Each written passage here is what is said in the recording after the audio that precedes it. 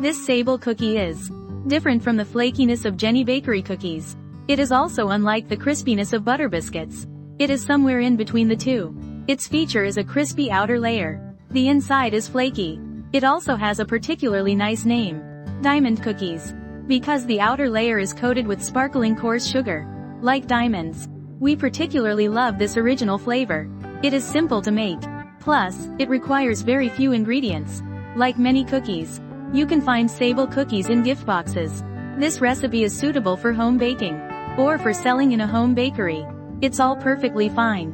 Allow to come to room temperature in advance, until it softens to a paste-like consistency. 150 grams of butter. Add 66 grams of powdered sugar and mix well. Why do we prefer using powdered sugar for making cookies?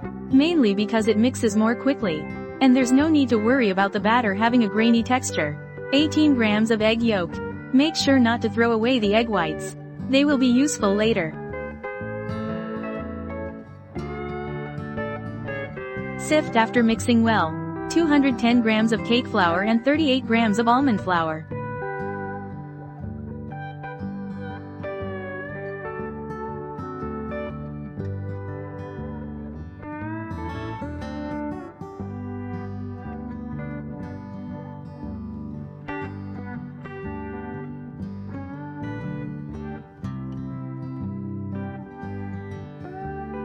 Fold until there is no dry flour remaining. Then start to knead it into a ball. There's no need to overknead it into a ball.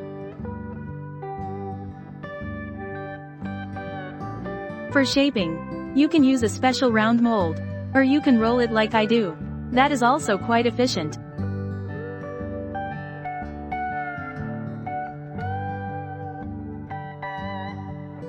Finally, just use a scraper to adjust the evenness.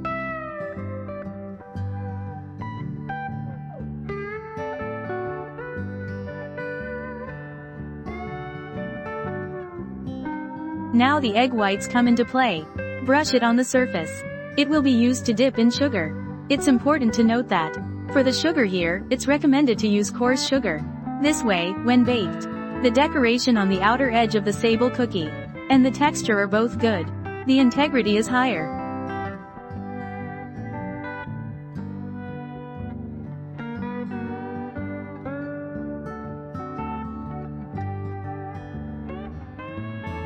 The thickness of the cut pieces is generally between 1 and 1.2 centimeters. For home ovens, it is not recommended to cut too thick. It will make the cookies harder to bake through. A bit thinner, then, it will bake faster. This recipe can make 2 to 3 trays. It mainly depends on the thickness you cut. Home production. You can have it if you want.